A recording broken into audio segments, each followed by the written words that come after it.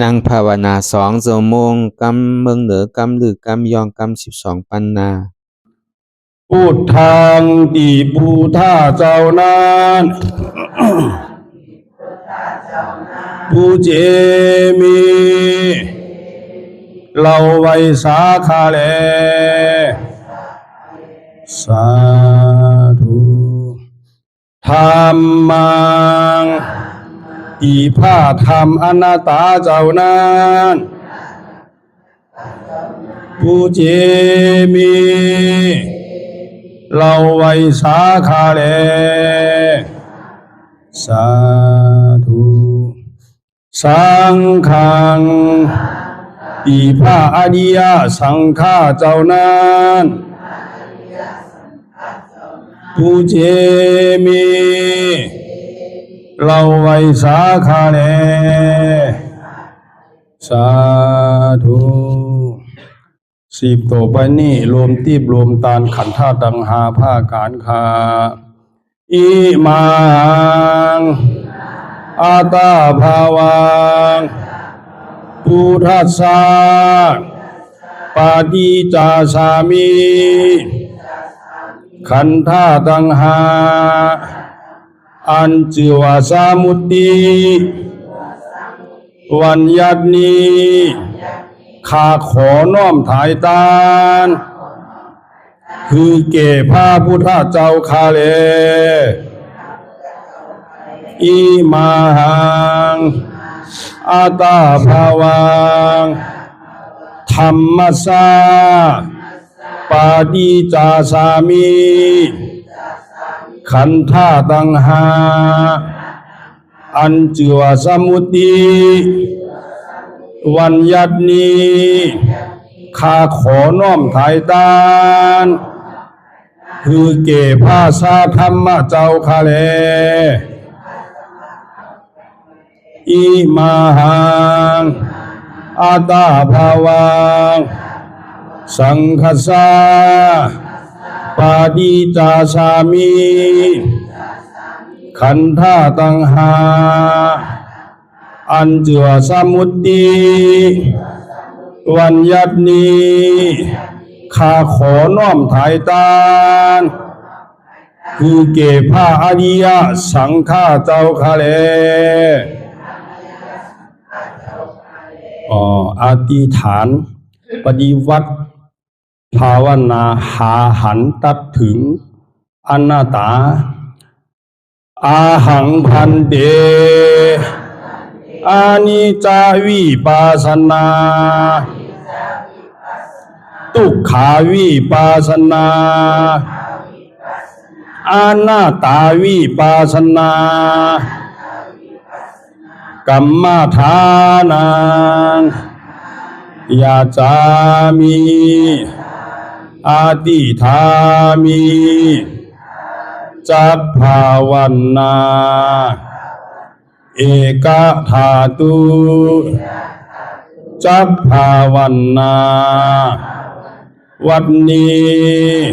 ขอหือพีติสามาธิเจ้าจุงมาวังเกิดเกคาเลอันว่ากายาลุปคานีอันกว้างศอกยาววานาคืบนิ้วเต่ามีธาตุตั้งสี่จุงมาผ้ากอบรวยการจังเป็นกายาลูปนี้อาทิอิมาสมิงกายปะทาวิธาตุอาโภธาตุเตโชธาตุวาโยธาตุยาจามิอาติธามิกวมโหนบลงสมมาพระอริยเปียเจ้าทุกพระวงคาพระอริยเจ้ากูเจ้าคา ในยามเมื่อไหนก็ดี อันคาเราเบาลู่เสเลในคำหลวงสามประการหนึ่งไลละนึกผิดสองไลอุจาผิดสามไลกากรรมผิดมาตั้งหลายมนเจอนั้นตีพระอริยเจ้าตนไลตนหนึ่งก็ดีอาติตะป้นมาก็ดีปัจจุบันหน้าเมื่อเหลียวก็ดีขอต่างเจ้าตั้งตัวพระอริยเจ้าตั้งหลายมนขามาลาลดปดพงตัวสานุตัวโลดอาโหสิกรรมว่าเปลี่ยนปาปาธาม 热爱者府比蓝牙模式 อันจำเป็นโอมทลายเฮหับตับมักผลนิพพานอันจักเกิดขึ้นมาไปนานานอย่ากาดอย่ากาเสกรรมรวยเตอมันเรากำลังวาสีกำลังกายกำลังแสวรู้เลยกันที่แต่วัสาเป็นแต่การทำที่พิมาดีตัวตัวสาวตั้งหลังพอดีเหมือนเดี๋ยวนี้ก็ดีกว่าโคสังเป็นนั้นได้ธรรมะปณิปานสาวไหวแสทานานเสภาวัตราปัญญาได้เป็นได้ธรรมะปณิปานตอนนี้ไปวัดตามมนาคือสมณานทุกข้าวทุกข้าเป็นหน้าตาหน้าตาตาแปดตาที่ชีวิตที่กิจสักกิจสันในพวกสิ่งที่หายไปในภาวะสันเนียงแผงมันกูเจ้ากูตนกูปากูก็หุคนเสกรรมโดยเถิดสาธุสาธุสาธุมีพุทธศาสนาเข้ามาวาลาอยู่สองเหงหาปาก69วาสาปีรับใส่สุราสักราชาวาลาอยู่1,387ตัวเลือน8เลี่ยมมาวาลาอยู่10 คำปีเขตวันที่20เดือนจุนปี2025ในปางสร้างตือกรรมอนัตตาวิปัสสนาภาวนาหาหันยอดธรรมอนัตตาวกรรมถนหนึ่งที่วัดพระธาตุจอมนาบหวานแตนหวานโดมเลืองเมืองลังนครเมืองเกียงตุงนั่นแหละเนี่ยข้าวยามมือเหลียวในเนี่ยก็เป็นข้าวยามคำคืนวันลืนสุดเนี่ยนะคำคืนสุดท้ายเตียนเฮาไหนมาเปิดปางตราอนัตตาปฏิวัติอนัตตาวิปัสสนาเนี่ยอันนี้ก็เป็นตอนการเตียนเฮาที่ไหนมาถอมมายินแล้วก็ไหนมาจางตื้อปฏิวัติวิปัสสนาในข่าวยามเวลานาฬิกา6 โมงต่อถึง8 โมงข่าวยาม2 ชั่วโมงในนี่ก็คือเฮาตั้งใจตั้งข้อไว้ใจลีงามก็เบิกคำขึ้นวันเมื่อไหนก็เป็นคำขึ้นกำเรินสุดเตียนเฮาที่ไหนมาเปิดปางตรานั่นแล้วก็เบอร์นั้นไหนแหละอ่อนตั้งสุดไหนก็คือเฮานางขาไก่กุดขาขวาทับต่างขาซ้ายก่อนได้ใจก็ขาซ้ายทับต่างขาขวาก่อนได้มือ2 ขอนต่างไว้เหนือตาเฮาก็ยาวไหนก็ไว้ตัวเฮาซื่ออย่ามีเคียงป่นอย่ามีย่านป่นก็เฮาเคียงป่นดีไหนก็มั่นจางเห็นเฮากันสันแล้วก็ใครห้องใครให้ก็หย่อนย่านปนตีนาในก็มั่นจังเห็นเฮาให้หลับให้นอนส่วนว่ามัชฌิมาปฏิปทานั้นเคียงป่นหย่อนย่านป่นเป็นเสียนตั้งสายกลางเสียนตั้งสายกลางในเป็นสัมมาทิฏฐิสัมมาสังกัปปะตั้งหันจอบตั้งพิจารณาจอบก็ยาวในก็คือเฮาหลับหูเนอ เปิดหูยามปัญญาวิสารณาเจนจาตัวที่ขอทำนำทำคำสอนของสัพพัญญูเจ้าในถอมไหนก็คือเขาถอมเข้าใจดีๆอันถูกที่เอาวันนั้นเอาอีกก็ไหลนั่นก็มันใจเราเอากว่ากูผ่านกูป้ายตั้งเสียงก็มันใจนั่นก็ต้องว่าคือถอมเข้าใจดีอันเอาในเราเอาอีดนั่นน่ะ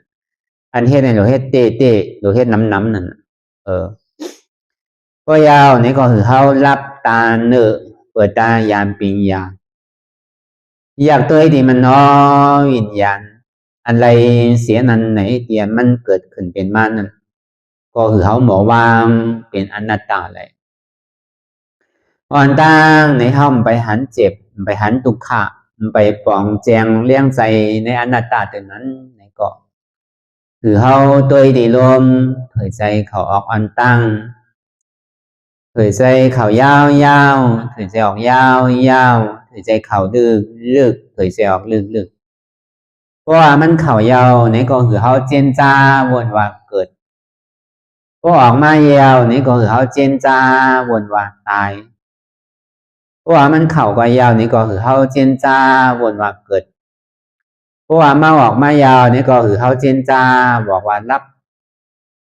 เพราะว่ามันปองยาวนี่ก็คือเขาเจนจ้าวนว่าเกิดเพราะว่ามันเบียบกว่ายาวนี่ก็คือเขาเจนจ้าวนว่าตายเหตุไหนกว่ากำหนึ่งก็เหตุไหนกว่ากำหนึ่งยาวในซึ่งคือเขาเอายามปียาเขานั่นตัวเขากว่านี้ดีมันใจว่าคือมันติดลมหายใจเขาออกมันใจก็เพื่อเข้ามาวนคนไข้ตัวตั้งแต่โหถึงตีนถึงโหไหนมีอะไรพองที่ว่าเป็นของเฮามีเฮาวันน่ะวนตัวนี้ลีป่นปีป่นเดินป่นวันมาต่อถึงพองยามเหลวไหนใครเถ่าก็เถ่ามาลอยใครเป็นไหนก็เป็นมาลอยใครตายนี่ก็ตึ้งตีไหลตายมันตั้งนานเลยมีไผตีรอดแหละบาเรียกว่าหนุ่มบาคนเมียวหือนี่ก็ตั้งหนาเนี่ยตึ้งตายมันอ่ะตึ้งตายเตชาตายมันเจ็ดอ่ะก็เพราะนั้นในเฮามาวนเจนจาตัวตีตัวของเฮาเนี่ยไอเข่งขาข้าวยามมันไหนก็มันปอกให้น้ำก็เปิดอายุอาชาเขาก็อะไรก็นั่นก็อะไรว่าครึ่งเหลือมันเป็นอายุที่ครึ่งเหลือไปน้ำอ่ะมังก็เพราะจำพังเอาอ่ะมันตีกลตีฮักตีลูตีปั้งตีก้อยมาอะไรกันนั่นแกก้อยกามันตึงเป็นกลางมาไปทำมาย่อยนั่นในเอาตั้งแต่เฮาความต่อถึงเศร้าหาตุติยาย่อยนั่นในกอดเอาตั้งแต่เศร้าหาถึง50ตาติยาย่อยนั่นในตั้งแต่50ถึง75ก็เปิดปฐมาย่อยนั่นเป็นห้องว่าปาระอัตตาหิตาวะเหมือนหนังเฮาตึกเป็นลูกอ่อนอยู่เมื่อเฮายังตึกมีหนุ่มเฮายังตึกหนุ่มตึกกำอยู่นั่นก็เฮาสิไหลเห็นเอาอัตตาหิตะสิไหลเห็นเอาไปหมอไปหูไปปิญญาลองตั้งกาตั้งขายนะลองตั้งเห็นดีเห็นลายนะว่าเป็นก้นแลสังขาก็สิไหลเห็นเหมือนสินั้นก็ในพอถึงข้าวยามตุติยาย่อยมายาวไหนสิตั้งแต่อาสากเศร้าหาปนเด้อถึง50เนี่ยมันติไรเหตุสือในติไรเป็นปาราหิตะปาราหิตานวันนั้นมั่นใจปุนตาโตเจ้าเก่าห้างกล้วยอ่ะพอมีดุกมีหนาหอต่อเฮิรนในก่อมันติไรถึงสั่งลองหนาหอต่อเฮิรนกว่ามีลูกมีหลานนะเหตุตั้งกาตั้งขายเห็นเหตุตั้งไปมากมีรีเปลี่ยนจากไหนเนี่ยมันเป็นข้าวยามอันสั่งถูกอยู่ว่ะข้าวยามตุติยานั่นสังว่าเจ้าสังขายาหานเขาในก็เหมือนกันอ่ะเหมือนเห็นหูจบกว่ายาวในปฐมะในถามตนนั่นถึงมาถามกลางนั่นห้องว่าตุติยานั่นในก็อันตั้งหูตั้งหมออันโตเสาเก่าไหลทำไหลเห็นไว้นั่นปริยัติก็ดีปฏิไหนก็ดี ปริยัตินั่นมันเป็นสังเนี่ยเป็นขันธาธุระวะปฏินั่นหนูไหนเป็นวิปัสสนาธุระวะในการสังขารในดีเตเนี่ยมันมี2 อันกันนะการที่เราเอาตั้งหูตั้งหมอในธรรมปิฎกา3 ของนั่นเห็นเขาอกเข้าใจเอาตั้งแต่อภิธรรมมาสู้ตันตาวินัยคือพอเขาอกเข้าใจพอเขาอกเข้าใจเอานี่ก็เห็นจบมาเยาเนี่ยนะเฮาว่าพอตั้งมือเฮานี่ก็นักธรรมจันตีจันโทจันเอกเลสังพอเป็นมหานี่ก็ประโยค1ประโยค2ประโยค3ประโยค4 5 6 7 8เป็นถึงประโยคเก่าพ่อไผ่เมืองในก่อเดี๋ยวเช่นนั้นพ่อประกาศเห็นตั้งโลกทางในก่อปริญญาตรีปริญญาโทปริญญาเอกต่อถึงได้ด็อกเตอร์ก้วยกับพ่อเอาในกรอบศาสนาพุทธเฮาวาเตการโลกการเนี่ยพ่อเป็นสังขารหันเนี่ยมันเดียวมาเหตุเดียวมาสอนก็เบื่อมันยังตื่นเปลี่ยนการเจอการเคยอยู่เลยมันใจเป็นการศาสนาเต้ๆนั่นการศาสนาเต้ๆมันตีเลยเอาขอสั่งคำสอน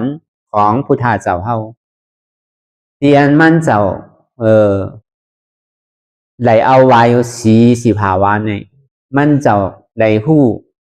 ไหลสั่งไหลสอนไว้นั่นแหละในอาภิธรรมมา42,000 เหงในสุตตันนั้น21,000 เหงในวินัยนั้น21,000 เหงจังว่าทำดังเสียงเนี่ยมันมีอยู่80,000 เหงเนี่ยพอเห็นหูมายาวจบมายาวนี่ก็ติได้เอามาสั่งสอนเตียนมีไปหูไปหมอเป็นสามเณรเป็นเจ้าสางยาห้านใช่ไหมที่ได้เอาตั้งหูเจ้าเก่านั่นอันไหนเห็นหูจบมันนั่นอะไรมาสั่งสอนอันนั้นเปิ้นห้องว่า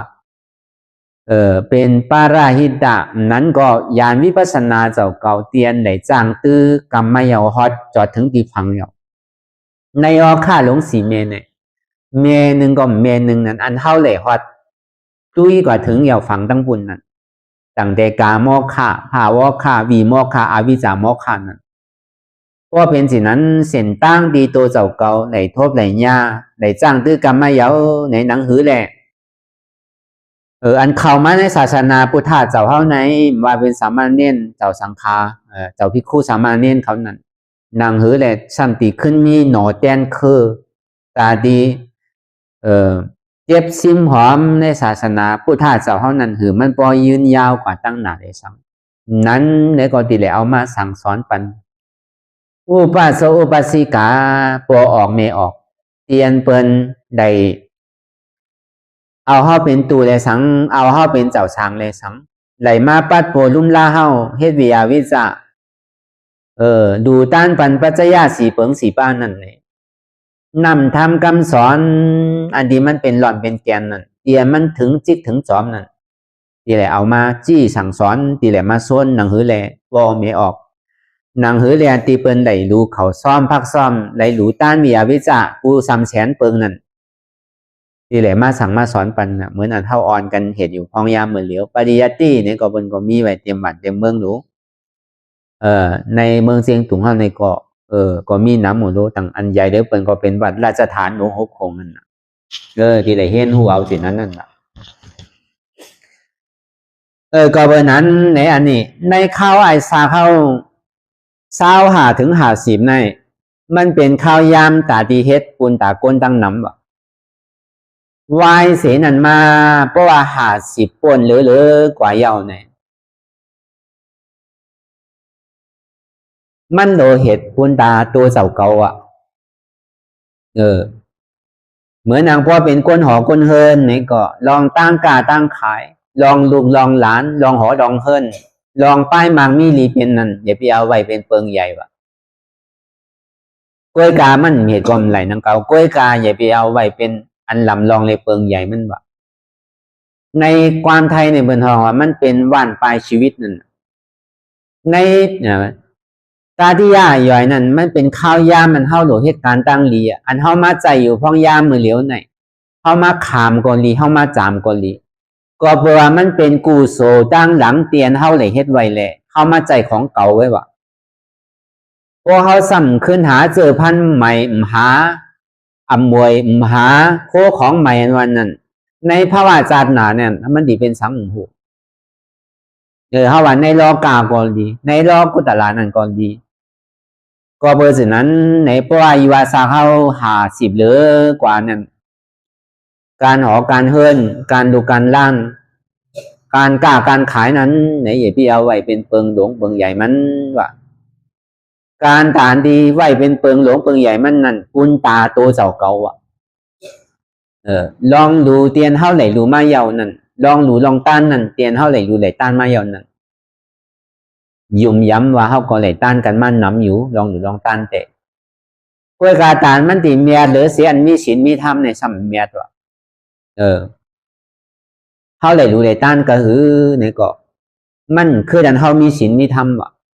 ก็เบอร์นั้นอันห้อมไปยามเอาศีลเอาธรรมห้อมไปยามนอนวัดนอนว่ายามเอาศีล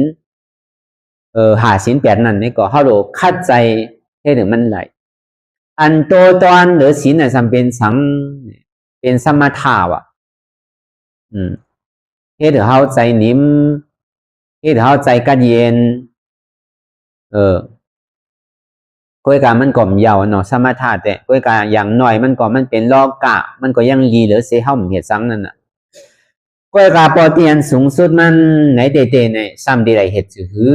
เนี่ยการนั้นสูงสุดในศาสนาพุทธะคัมภาเป็นเสาห้องเนี่ยเป็นการวิปัสสนาในการวิปัสสนาเนี่ยมันเป็นการตาที่ออกพ้นมนลอดในขอบตายขอบเกิดอันไหนเตียนเฮายามเหตุไว้ยาวนี่ก็อันใดห้อมไปยามเหตุเตอร์นั่นก็เฮาโดคัดใจโจ้ใจเลยเหตุถึงมันไหล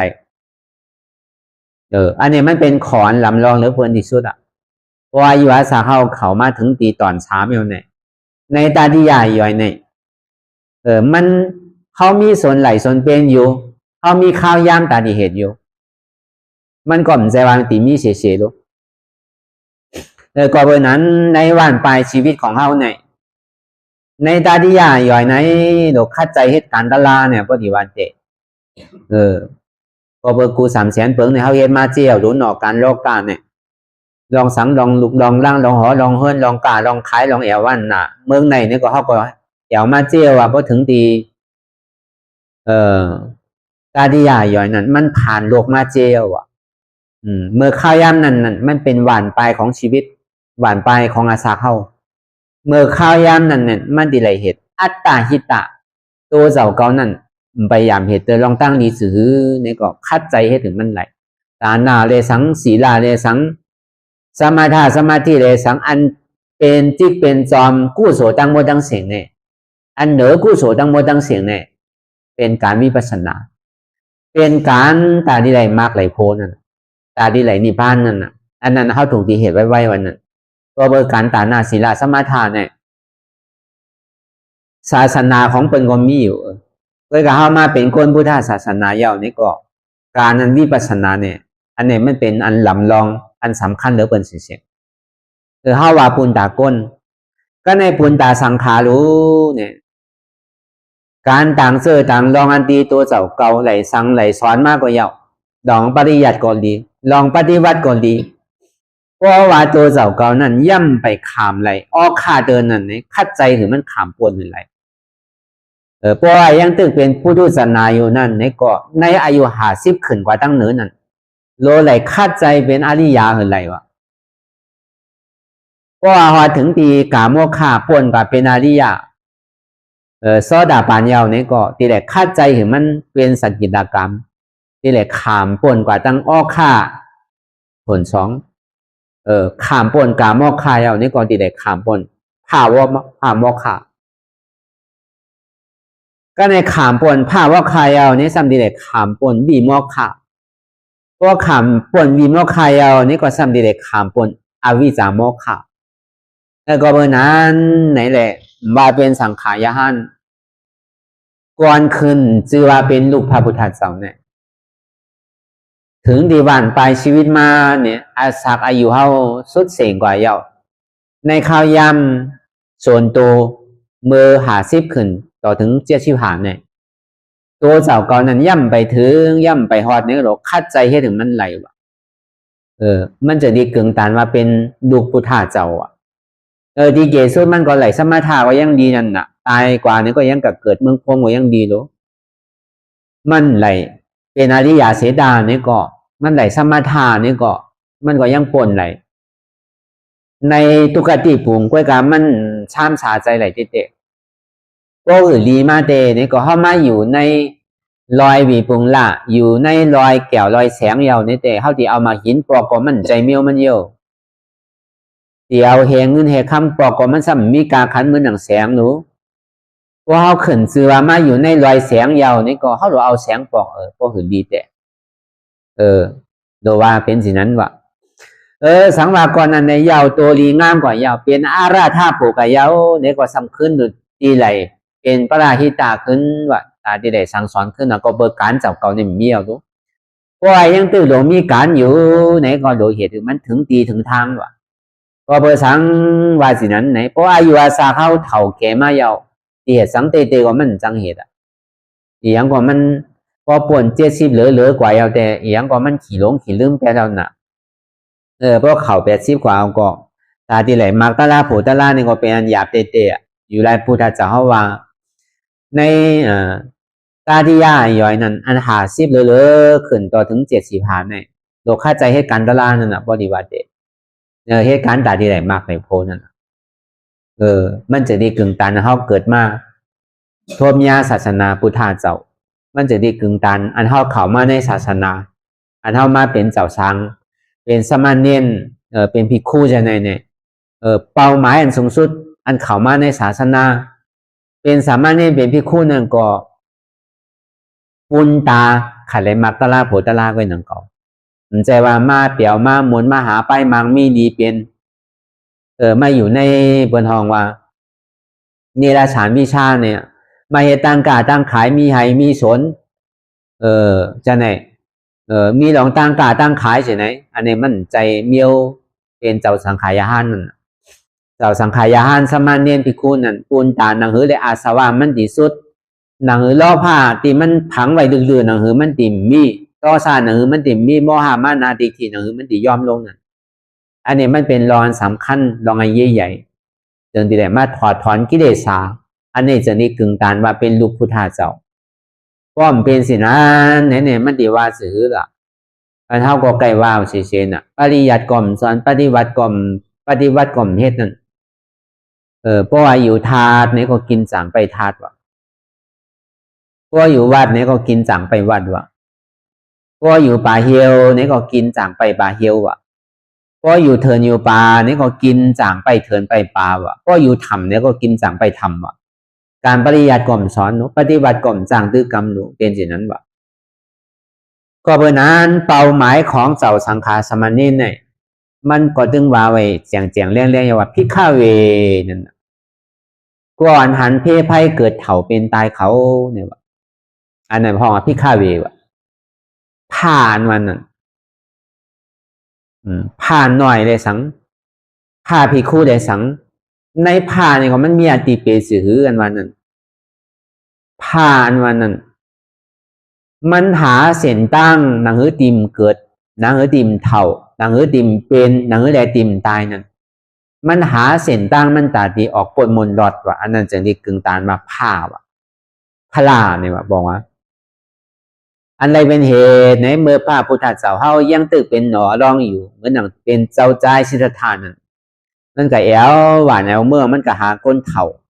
กำพยาวกับหันก้นเป็นกำพยาวกับหันก้นตายถึงตีกำเนินสุดมาในสัมกหันผ่านกหันตู่เจ้าผ้าเจ้าผ้าสามัญเน้นเลยสังเป็นห้องผ้านั่นน่ะในปาลีก็ห้องผ้านั่นเก่าก็นั่งเตะเย็นๆไว้อยู่ที่เก่าใหม่มันก็มีสปิดบาดอันนึงก็กะย้อนเปิ่นมามันก็ตัว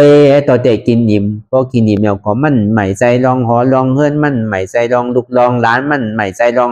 อีสังกู300,000เปิงลองที่กาขายก็มันใหม่ใจเอานะว่าเป็นทานมันอ่ะ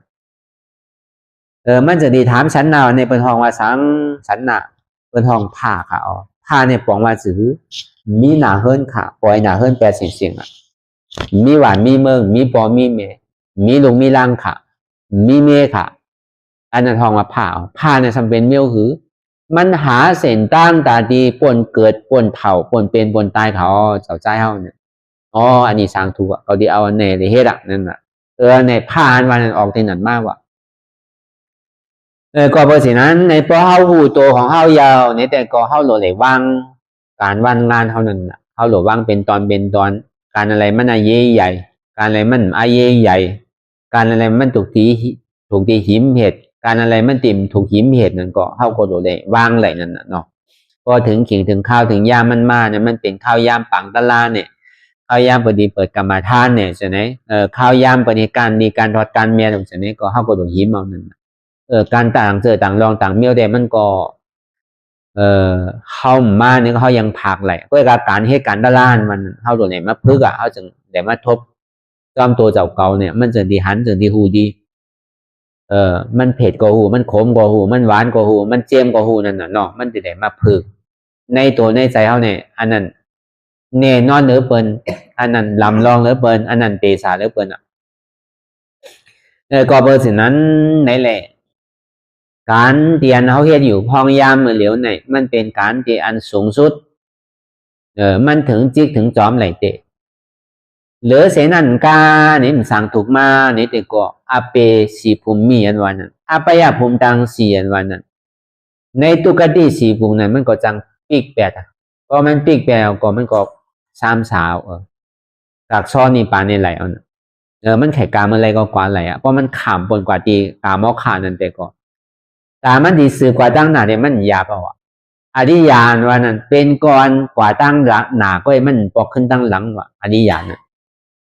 ผู้ทุศาสนาเนี่ยมันปอกขึ้นตั้งหลังนิดๆแต่อยู่เมืองไรก็อย่าอยู่เมืองพรมดูป้าพรมมาดูป้าพรมเนี่ยสัญญาณสัญญายตนะแต่อยู่ในเมืองสวรรค์จันทร์ฝ่าในโลกจันทร์ก็ยาวเพราะว่าสากอายุเสียงเนี่ยก็ปอกขึ้นมากขึ้นเทวบุตรเทวราเขานานในพวกเขาตายเอาปากก็เห็นก็หมื่นก็แสนก็นั่นในตาที่ปอกขึ้นมาเป็นก้นเนี่ยมันมีหนึ่งกองไงวะหรือเสนาในปอกขึ้นไปยภูมิทั้งสี่ตั้งเสียงว่ามันดีโกบ่ตันนั้นเหมือนเป็นพรมหลูป้าพรมมาหลูป้าพรมนั่นก็ดังนั้นนั่นเก่าหลูป้าพรมมาหลูป้าพรมนั่นอาสาทำใหญ่เด้อเทวราทั้งเทวบุตรเทวราทั้งเว้ยการมันเพียนสิ่งนั้นก็ไล่เนี่ยก็เปิดมันเอาปึงยิงเหลือสมาธิเนี่ยมันขึ้นกับอยู่ที่ปฐมาตุติยตาติยจตุธาพุนเนี่ยขึ้นกว่าที่เป็นรูปะอรูปะเนสัญญานาสัญญายตนาพุนก็เปิดมันปึงยิงเหลือเสสมถะ40นั่นแหละมันก็ขึ้นกว่าแกกล้วยกาบอมืออายุอาสางมันเสียงมายาวนี่ก็พรมก็เหมือนกันตายเป็นพวกหมูปากก็เห็นก็หมื่นก็แสนก็นั่นตาที่ปอกขึ้นมาเป็นก้นไหนแต่ก็มีหนึ่งก่อก็เหลือเสนาในปอกขึ้นกว่าอาเปสิภูมิทั้งเสียงว่ะก็เบอร์พุทธศาสนาวันนั้นมันขึ้นปอกตั้งหลังนี่ที่ละตามันดีกว่าตั้งหนามมีว่ะเพราะว่าเป็นอริยานวันนั้นเป็นก่อนกว่าตั้งหนาเลยเป็นก่อนขึ้นใหญ่ไม่สูงเป็นก่อนมีแต่ความเจริญรุ่งเรืองเลยความเจริญในปองมันขึ้นความเสริมมันว่าในปองมันตกอันนี้มีแต่ความเจริญรุ่งเรืองกว่าตั้งหนาซึ่งปอกขึ้นดังหลังล่านั่นน่ะเป็นคำว่าอริยาเนี่ยเป็นสิ่งนั้นว่าอันเท่าอ่อนกันไหวกันช้าอยู่กูวันเนี่ยอริยาเป็นถือเนี่ยเขาเคยหูดีปองมันนั่นน่ะขึ้นชื่อว่าเป็นอริยาอย่างนี้ก็เบอร์สังเนี่ยอริยาเปียจ่าวันนั้นเป็นโซดาปฏิมาโซดาปฏิโภมากันวันเนี่ยมันกำเร็วก็มันตัดน่ะเพราะว่ามักตัดแล้วเนี่ยก็โผเกิดกำเร็วอันนั้นมักเลยโผว่ะเพราะเป็นโซดาปาเนี่ยมันเป็นโซดาปฏิมาโซดาปฏิโภเป็นอริยา2เจ้าอย่างนั้นเพราะเป็นโซดาปฏิโภนั่นก็เนี่ยเพราะเป็นโซดาปฏิโภสร้างตื้อกรรมตลากว่าตำนั้นเปิ้นทองว่ามันจำเข้ามาเขาเปิ้นทองว่าสัตกามีมักเพราะว่ามักมันโตกว่ายาวนี่ก็เข้ากว่าดีเป็นสัตกามีโภอันนั้นเปิ้นทองว่าเพราะเป็นสัตกามีโภเนี่ยเปิ้นทองว่าอริยาสีเจ้าวันนั้นก็ในสัตกามีโภเนี่ยสร้างตื้อกรรมตลาในซ้ำเข้ากว่าที่เป็นที่อนาคามีมักบ่เพราะว่ามักโตกว่ายาวนี่ก็เข้ากับที่เป็นอนาคามีโภอันนั้นเปิ้นฮ้องว่าอริยา6เจ้าอันนั้นก็ในอนาคามสำจังตื้อกรรมตลาเข้ากับนั้นฮ้องว่าอรหัตถมักว่า เพราะว่ามันหอดถึงยาวในเปิ้นห้องว่าอาราหัตถาภูว่ะอันนั้นเพราะเป็นเจ้าอย่าห้านตาในเปิ้นห้องว่าอาริยาแปดเจ้าวันน่ะเจ้าอย่าห้านตาป้าเดียวในเปิ้นห้องว่าอาริยาแปดวันน่ะมันเป็นก่อนขึ้นตั้งเหนือดีๆแกมันปอกขึ้นอ่ะเมืองคนก่อนปอกมากขึ้นอ่ะเพราะตายเอาก็อาเปสิภูมิก็ตึ้งกว่าละมันตึ้งดีเป็นก่อนกว่าตั้งหนาดีๆอ่ะมันปอกขึ้นตั้งหลังอ่ะเฮามาเจนจ้าตัวดีๆรู้มันใครเป็นนะมันเสียลายอ่ะมันใครไหลนะก็ใครไหลเนี่ยก็เฮาโหลยางตั้งจอมเสียจาตราเนี่ยนะห้องเสียจาตราอริยเสียจาตราสี่เปิงสี่ภาการนั่นตีไหลเห็นหูอันไรเป็นทุกขะอันไรเป็นเหตุทุกขะอันไรเป็นสุขขะอันไรสัมเป็นเหตุสุขขะอันนี้เขาตัวไหลศึกษานะครับเนี่ยการเปลี่ยนเขาไม่ใช่การวิปัสสนาเนี่ยการเปลี่ยนเขาเลยถอมเลยยืนอยู่ตั้งนอกนั้นอันห้องว่าทุกขาสัจจานั้นจาติจาราพยาธิมารณะปิเยหิวิปโยโกทุกโขมากโกอปิเยหิสัมปโยโกทุกโขมากโกอันนี้ก็เขาก็เลยยินอยู่เพราะวันศีลมันทำมานั่นเขาธรรมะเสจานั่นอันเป็นใกล้สูตรกันนั่นเพราะวันศีลวันทำมาเนี่ยมันดีมีจุ่มธรรมะเสจานะกว่าสูตรกูวัดเพราะในว่ามาเนี่ยในโมตึงถึงในก็หันอยู่ดิโสเป็นก็วัดในวันน่ะพนทองว่าจุ่มธรรมะเสจาจุ่มธรรมะจักนั่นน่ะเนาะสวดธรรมะจักนั่นน่ะเหมือนพระพุทธเจ้าเฮาสวดตอนตั้งเพิ่นนั่นห้องว่าธรรมะเสจาวันนั้นสวดจือในจาติทุกขาจาราทุกขาพยาธิปิทุกขามารณะปิทุกขาปิเยหิวิปโยโกทุกโขมากโกอปิเยหิสัมปโยโกทุกโขมากโกการเกิดขึ้นมานั่นนี่ก็เป็นทุกขะอันนี้อยู่ในตองอ่ะแต่เดินเก่าเดินอ่ะทุกขามทุกขาได้ก่อมหัวมีออกเขายำอุ่มมารู้เป็นถือพองมีลูกนั่นอยู่ในตองนั่นกวนอยู่ในตองมันแค่หาดีว่ามันดีตุคาคือก็หมู่กวนเวียกวนหามันเนี่ยเพราะตุคาอยู่แล้วนั่นน่ะพออาจารย์ตีตุคาจาราตุคาในเถ่าเกิดมาวันก็เถ่านะเถ่าเลยก้นอยู่ในตองนู้ก็ใน10 วัน20 วัน30 40 วันจะไหนพอไปสังตุคาในล้วนเนี่ยมันหมอลาดกำหนูหรือเสโลไห่กันนะเพราะไข่ยักนมมากก็เนี่ยพอกินนมยาวเนี่ยพอขี่พอเหี่ยวเนี่ยมันอยู่หยาบรู้มันก็โลไห่ก็หรือเสียไห่เนี่ยจังกับมีสังนะพอมันเสียบมันใหม่โดยตอนนั้นมันดังในนวดเพราะแต่ในเนี่ยมันยังเจ็บรู้อันนี้สมานนางนอนเตียงขี่เตียงเยียวไว้แต่ก็มันติดเสียบกระหืนเนาะมันปอก7 กว่า 7มาในกดเพราะแรงมดนั่นน่ะกดลูกอ่อนนั่นกึ่งตามเป็นว่าลูกอ่อนแรงเตะตั้งตัวคามันเนี่ยมันเป็นสิ่งไหนกับเขาวะต่อถึงเตรียมเลินมาในพึกขอมอยากว่าพึกกันพึกยางพึกไปพึกอุพึกลาดถังเนี่ยก็ตุคารู้ถึงดีใหญ่มากเป็นลูกอ่อนมากไข่เหรียญของเหรียญนะไข่กินของดีลูกอ่อนกินนะใช่ไหมพอเมียวก้นหลงกินปันเขากินเขาสั่งกินไหลเมียวลูกอ่อนไข่กินโคเหรียญโคใจโคสอยเขาก็เหมือนกันเพราะเดี๋ยวเอาโคลูกอ่อนปันโคคนใหญ่ปันเนี่ยก็มาเขาเหมือนเด่นไหลรู้เขาก็มันใดนั่นก็เนี่ยพอถึงดีเป็นว่าวเป็นสาวมาเนี่ยก็ตุคาเหมือนว่าวเป็นสาวบาก็หูกันกูก็ก็เป็นว่าวเป็นสาวมาเป็นสื่อก็เนี่ยพอเตนาหอต่อเฮิรนมาเนี่ยก็หาดีว่าเมียก็ไหนมันใจก่อเลียวรู้เพราะก่อเลียวเนี่ยเป็นเหือเฮาอยู่เฮาใครนอนขิงไรนอนเฮาใครลูกขิงไรลูกไข่เหตุการณ์ในก่อนเป็นสังพอเมเฮาเลี้ยงเขาอยู่รู้เนาะปองในติปองอีดก็หนังเก่าก็กาอึบหนังเก่าเข้าแต่ก่อนเป็นสังนั่นน่ะก็กาพ่อเตนาหอต่อเฮิรนมาเนี่ยมีลูกมีผมมามีเมียมาอย่างนี้มันไรเฮาก็เฮ็ดไปเพิ่นเนี่ยก็เพราะเฮาคานก็เปิ้นนี่จังเฮาเฮ็ดเคยเปิ้นเนี่ยก็เพราะเฮาคานก็เปิ้นนี่จังเฮาว่ายุ่มไหนหึก็เปิ้นนั้นไหนเตนาหอต่อเฮิรนมาก็ตุกขาถึงดีมีลุงมีล่างมานี่ก็หัวตุกขามันใจก่อเลียวรู้ลูกคัดใจหาเงินหาค่ำนั่นน่ะรอผ้า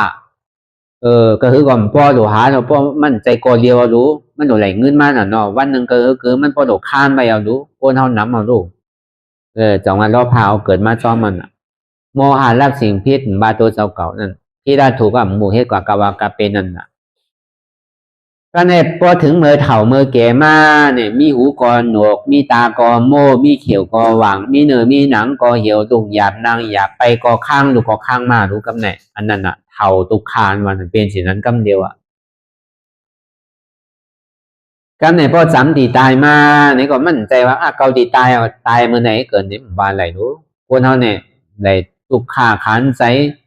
กำต้องปองว่ากำคอปองว่าสิเนี่ยกำเยี่ยวมอกอะไรใช้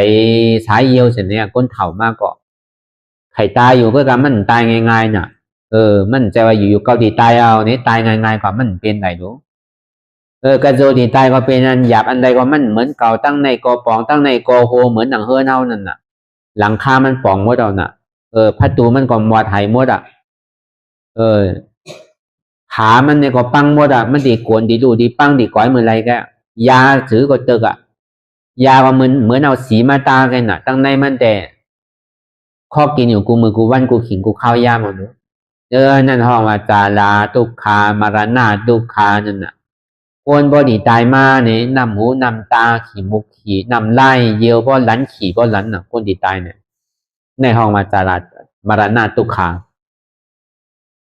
เนี่ยเฮาว่าลองการเรียนเฮาเกิดมาเนี่ยก็ง่ายๆนังเก่ากล้วยกาพี่ฮิวิปโยโกตุโขมากโกเนี่ยก้นเรียนเฮาหักเฮามากเฮาเสือกผาดรีบก็ผาดตายก็เป็นตุกขาก้นวางไงถอมกำนั่นบางบอกตึกเป็นบ่าวเป็นสาวมาเนี่ยพอตายอ่ะน่ะก็รีเสียลายอ่ะย่ำตั้นเหตุสังตึกดีหักตึกหางรีหางง่ามเหมือนแหละตายไปแล้วรู้นั่นห้องว่าผาดตายก็เนี่ยพอผาดรีบเนี่ยพอหูตั้งหมอมาเขาเป็นปอเป็นเมส่งเฮียนหูลองไปหมอไปสังมีหน้าขายหน้ามีเฮิรนขายเฮิรนมีคำขายคำมีสังก็ขายหนังในลูกล่างเขาเนี่ยตีมีปิญญาตั้งหูตั้งหมอก็ถึงพวกเขาพอจบมาปริญญาตรีโทเอกมาผู้ดีผู้ไล่มาก็เนี่ยไข่ปอกมากขึ้นอ่ะหวานเมืองเกิดนั่นก็เบอร์กะหันหวานเมืองเปิ้นขึ้นใหญ่เอาดูตีปอกมากก็ไข่มามันหยาบมันเกยเอาอ่ะก็เบอร์นั้นอ่ะกวนหักกวนหมักกวนเจอกวนเตียนวางไงถอมกำในซ้ำอยู่ไกลว่ะก็เป็นตุกขานังกว่าตุกขาเต็มหัวอันเปิ้นมีลูกแต่อันปองไม่ออกเขามีลูกแต่ก้นวางไงถอมกำในซ้ำอยู่ก่อหวานก่อเมืองนู้นไหนเพิ่นก็ซ้ำน้ำนู้ตีเมืองลาก็มีตีปางสร้างก็มีตีเมืองย่างก็มีน่ะเมืองเขก็มีเจียงตุงก็มีเมืองเพียก็มีมันทะเลหยันกุงก็มีจะไหนน่ะซื้อกว่ากูตีกูตั้งหนูกำไหนกำหนูเรียนกลับไปทั้งในพองกำหนูเรียนกลับไปทั้งหนาพองอ่ะเหตุกว่าเหตุมากก้นเถ่าตุกขานเนาะเนี่ยเขาว่ากวนวางไงถอมกำซ้ำในไกลนี่ก็เป็นตุกขานังเก่าอาปีเยสัมปโยโกตุโขมากโกเนี่ยกวนอันที่ว่าหยาบเหลือกำนั้นซ้ำในอยู่ที่มอมซ้ำอยู่นี่ก็เป็นตุกขา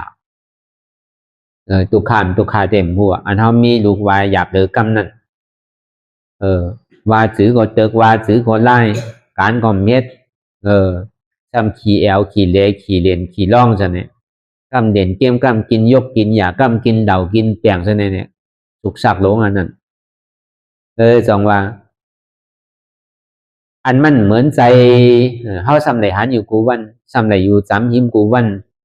ซ้ำไหลอยู่จำเฮาอยู่เซได้มันก็เป็นตุกขานังเก่าอ่ะนี่พุทธเจ้าเฮาว่ากล้วยกาเป็นสื่อก็ลายอันเฮาไหลถอมยินมานั่นการเฮาตีเข่าอกเข่าใจเฮานั่นเฮาบ่เขาว่ามันเป็นตุกขานั่นเป็นตุกขาเสจานมันจองว่าก็เพื่อเฮาเข่านั่นน่ะเพราะเฮาเข่าในแต่ก็มันก็ดิ่มเป็นสิไหนก็เพื่อเฮาไปเข่าอกเข่าใจเด้อในเลยเฮาจึงได้มาหาน่ะครับแม่เสจานตรานมันนั่นตุกขาเสจานมันนี่เป็นสังเนาะตาที่หันไหลเจียงเลี้ยงนั่นนี่ก็เขาก็เลยมันนั่งอ่ะครับนายนั่งวิปัสสนานั่งภาวนานั่นน่ะเพราะว่ามันเจ็บมันเสียบมันใหม่มันแกนมันตรงมันตอดมันเน็ดมันสานมายาวนี่ก็อันนั้นน่ะจองมันเป็นสุขาเป็นตุกขานะเป็นตุกขะมีเตะตุกขาเนี่ยอันเจ็บแกนเนี่ยมันเป็นตุกขาเสียจาห้องตุกขาสัจจานั่นมีกูก่อรู้เนี่ยบาก้นหนุ่มก้นถ่ำบาก้นแก่บาผู้หญิงผู้ชายเนี่ยก็หันกันกูก่อนมันมีเต็มมีเตหานมันตุกขานมันเท่าไหร่มาในยุคนามคันธาหาเปิงเนี่ยมันเป็นกองตุกขาไว้กามันเป็นผลโจมันแก ในเป็นทุกขาไงเหตุมันเต็มไปใจเตอเหตุมันเนี่ยมันลูกตีไรมาเนี่ยมันลูกตีตัวสมุทัยเสียจางก็เดียวเอากว่างๆก็เป็นกิเลส30เปิงก็เดียวแก็บๆนี่ก็เป็นตัณหาอัตตาโลภะเลมานะพอเดียวปอดเนื้อนันทางนี่ก็เป็นอัตตาตัวเร็วไงอัตตาว่าเป็นโหเกาขาเกามือเกาตัวเกาใจเกาเจ็บเกาอันนั้นเป็นเหตุของทุกขะเป็นตัวสมุทัยเสียจางซ้ำตีไรเหตุจือหืออันวันนั้นตีไรยางจอมมักกะเสียจางเพราะเอาดีกว่ามันเนี่ยก็สมาธิที่สมาสังกัปปะสมาวาจาสมากัมมันตะสมาอาชีวะสมาวายามะสมาสติสมาสมาธิสมาธิที่ตั้งหันจอบสมาสังกัปปะตั้งพิจารณาจอบสมาวาจาตั้งหลักจอบสมากัมมันตะการนันติเฮ็ดอยู่นั่นจอบสมาอาชีวะการเลี้ยงอาศักสายใจเฮาในก่อจอบสมาวายามะเนี่ยความเปลี่ยนจอบสมาสติความระลึกจอบสมาสมาธิสมาธิจอบเพราะยอแก็บเตเนี่ยแต่ก็มี3อันปัญญาศีลสมาธิเพราะแก็บเรื่องนั้นเตมีสังอนัตตาตัวเดียวเหตุของสุขานวันนั้นเหตุของมรรคเสจานวันนี้เป็นอนัตตาอนัตตานั้นสัมติไรเหตุจือเนี่ยพอมันเจ็บมาดีตัวใจตัวเก่ามันเจ็บมาดีใจใจเก่ามันมาดีเจ็บในกล่อมใจเก่าอนัตตาเหตุสิไหนกว่ากันเพราะเหตุสิไหนกว่าที่เอานี่ก็เหตุมันเนี่ยมันติดตกลงกว่าเหตุอันว่านั้นอันเป็นอัตตาตัวนั้นนะโหเกาขาเกามือเกาตัวเกาใจเกาเจ็บเกานั้นมันติดตกกว่าเพราะว่านั้นตัวกว่ายาวเนี่ยได้เจ็บได้ทุกขาเนี่ยมันติหายกว่าพอมันหายกว่ายาวใจผู้ดูศาสนานั้นมันติกึดไปละเพราะใจหูตัวเนี่ยขาดยาวนี่ก็ใจเวทนาเนี่ยก็ขาดเพราะใจเวทนาขาดยาวใจยุบเนี่ยก็ขาดไปเพราะขาดไปแล้วก็ขึ้นตายไปแล้วก็ขึ้นเกิดมาเป็นกอบใหม่ก็เนี่ยเพราะทำอะไรใจอริยะเพราะเป็นสิ่งนั้นเข่ากับที่เป็นทีไรนิโรธาเสจานะนิโรธาเสจาเนี่ยเป็นผลอโจของสุขะเป็นนิพพานนิพพานเนี่ยเป็นหือเนี่ยนิพพานเนี่ยมันเป็นนิจจานิพพานเนี่ยมันเป็นสันติสุขะนิพพานเนี่ยมันเป็นอมตะธาตุมันกึ้มเป็นสุขะเป็นอมตะนั่นทว่าเป็นนิพพานนิพพานเนี่ยมันเกิดเท่าเป็นตายทางเราทว่าเป็นนิพพานนี่เราท่าเสียจานเนี่ยเป็นผลอโจของสุขาเนี่ยป้อเหตุสิไหนกว่าที่นี่ก็เฮาก็ที่ไหนโทษไหนญาณนั่นเนาะก็เบอร์นั้นเนี่ยป้อเฮาไข่ถึงตีฮอดยอดตีปลายนั่นมันเป็นสังเนี่ยนี่ปานนี่เป็นสื่อหือซ้ำที่ไหนเหตุจือหือเมื่อสันติเมื่อจือหือที่เอาไอ้สังเมื่อที่เอาสังเป็นตื่นมันที่เอาสังเป็นอาลังมันแหละสันติเมื่อไหลที่เลยเอาคันธาหาภาการเนี่ยเป็นอาลังมันนะเหมือนเฮากับเอาเงินเฮากับกู้เงินเปิ้นน่ะก้วยกับเฮามีเงินก้วยกับเฮามีโคของเฮาเอาโคของกันนางเปิ้นน่ะโคของเฮานี่มันเป็นขันธาหาเปิ้งเนี่ยกันนางเปิ้นน่ะเพราะนางเอาเงินมาเพราะเอาเงินมาโหลกว่าเพราะกว่าเพราะไหลมาโหลใส่ขึ้นนี่ก็ยาวน่ะเปิ้นฮ้องว่าชายนี่เก่าอย่าไปเอานี่ไหมวะที่เกส่วนมันก็คือเฮาไหลอลังขึ้นว่าอันเฮาออกข้าวตันน่ะเพราะไหลนำเมียมันแต่ก็หาดีว่ามันมีเอาน่ะเพราะเฮาใส่เปิ้นเอาก็หนีก็มีรู้หนีเก่าก็มีหนีใหม่ก็มหาทั้งอาลังก็มีเอานำเมียก็มีเอาอันนี้มันซ้ำสาวมันก็เหมือนสินั้นเฮาหลวมีอาลังเนี่ยเฮาหลวมียุคนามคันธานี่แกมีเหตุการณ์ลักษณะ32เนี่ยเห็นมันเต็มแกอันนี้เป็นอาลังเฮาตานที่มือก็เบอร์นั้นไหนเลยอันนี้เฮาก็ไหลซับแรงลายจ้างดื้อกรรมในการวิปัสสนาการนั้นเท่าตีหาหันตัดถึงไหลนั้นก็มันเป็นดองตั้งในวิปัสสนาหรือเอาผู้หวานปองแจงเลี้ยงใจมันเป็นข้าวยามันสั่งถูกเตียนเท่ากูโกนในก่อแลว่ามันเป็นตาติยาลอยร้อนตีว่าปฐมมาในก็เกตุติยาในก็เกนังเก่าก็การมันเป็นตาติยาร้อนก็เบอร์นั้นเนี่ยเพราะว่าการตั้งการตัดที่ออกปวนมนดอดนั้นเขาหลวไว้เป็นนำปัดหนึ่งมีสังเนี่ยก็เขาหลววางไว้กำหนึ่งการนั้นที่เขาเห็นอยู่ตั้งหลังนั้นมันยาวให้ปอกตั้นให้ปอกต่างแดนเขาอูกำมาก็ในต่อถึงพอตายก็มันตั้นพอถือตั้นแต่ก็หิมเหตุหิมเอาแต่ตั้น อันเฮาหามานั่นก็เปิดหนึ่งหามาเปิดโดกิน อันมันเปรียวเตะๆอันก้นเฮาเป็นก้นนั่นอันมันเปรียวเตะๆก็พอเฮาหามาเอาเงินคำนั่นออกจากโคของเงินคำนั่นเดี๋ยวเสียว่าเฮาโดกินเงี้ยน่ะเมื่อเปรียวสองมาเนี่ยก็เฮาโดนอนเงี้ยน่ะมีสองอันนี่แค่อันเปรียวเดี๋ยวเสียนั่นแต่ก็มันมีหยังอ่ะโดตุกข้าวกูขิงกูข้าวย่ำอ่ะโดเห็นโดหาโดกวาดโดเมาน่ะมันเปรียวเตะๆมันได้ลือโตใจเตะๆก็เหมือนเฮากินแหเหมือนเฮานอนเงี้ยน่ะเดี๋ยวเสียนั่นน่ะเป็นอันเสี่ยงอันหมดกว่าร้อนๆน่ะก็เบอร์นั้นไหนก็ข้าวย่ำอันที่มันเป็นเสียนั้นอยู่นั่นจองว่าเฮามีก็เปิ้นติเป็นไหลอยู่อันใดเปิ้นตางตัวเฮาไหลอันใดที่เฮาจังว่างไหลก็ว่างโจเก็บโจข้าวนั่นน่ะอันไผคือส่วนปันเนี่ยไผคือส่วนอันไหนก็เปิดมันสำเป็นหน้าที่อันเฮาเป็นลูกพระพุทธเจ้านั้นเฮาสำมีหน้าที่ตาดิลัดก็มันลาสำทุกหนีตะการนำเก่าเฮาเนี่ยเป็นคนหมอหาเงินหาคำหนูเอาตะการศรัทธาเอาปอมีออกศรัทธาเขาละว่าดูต้านว่ากันน่ะก็ในพวกเฮาว่าเฮาสั่งสอนเอาข้อธรรมของพระพุทธเจ้ามาสอนในทุกนี้อันนี้มันทุกนี้ก็นั้นเนี่ยก็สอนอยู่กูวันหนูวันไหน3-4ปอกเนี่ยก้นถอมมันบ่คร้านถอมอ่ะก้นฮอมันยังไปคร้านแต่ก่อนจังเหตุเสือเนาะเสียงบ่มไข่เลี้ยวโลคำขึ้นมาถึงวันสุดท้ายเนี่ยก็ที่ฮอตะลาสังเนาะเนี่ยก็วนยาววนแถมนางเก่าก็กรรมมันก็ซ้ำกว่าที่ติ๊กนางเก่าแต่โจที่ฮอตะลาแต่ที่เอาตะลาสังมาฮอนี่แต่ก็มันก็หลายๆวนก็การเหมือนพวกมีออกเขาแต่มันโหลวนสังน้ำนู้นนั่นโหลเช่นจ้าสังหนูที่เอาตะลาโหไรขอไรเดี๋ยวมันโหลสุกสากสังนู้นนั่นมีคนเฮ็ดเขาเห็นภาคยังโหลไรวนนั่นสุกสากอยู่ถ้ามือผูกตีเลียงสังลีเนาะเมื่อในเฮาเลี้ยงในมือผูกเขาตีเลียงเมื่อนั้นในไหลโกเป็นอิ่มเนี่ยน่ะวนนั้นเขาเห็ดเขาฟักนั่นเขายังไหลวนคนนั้นเหมือนเฮามาหนังตะลาเนี่ยมันโหลวนสังวนมันเป็นอนัตตาเดียวเนี่ยมันเพราะว่าเตมันง่ายมันจะหยาบสังน่ะด้วยการมันหยาบในเขาเยื่อเหนือโอเจี๊ยบในแกมันหยาบอันในแกเขานั่งก็เขาเห็ดฟักนั่นก็เขานั่งถึงวันนั้นก็ดีวางเขานั่งเหนือเฮากันนั้นน่ะมังปองในเจ้าเขาบ่ดุกันน่ะบ่ดุหุงเขาเฮ็ดพาเขาน่ะตาดิเลิกพักเลิกเหี่ยวจังได๋ก็ใจเวลาเป็นหลายชั่วโมงโน่นนั่นพวกเขาบ่วนนั่นน่ะมื้อนี้เฮาเลี้ยงอันแน่ในกว่า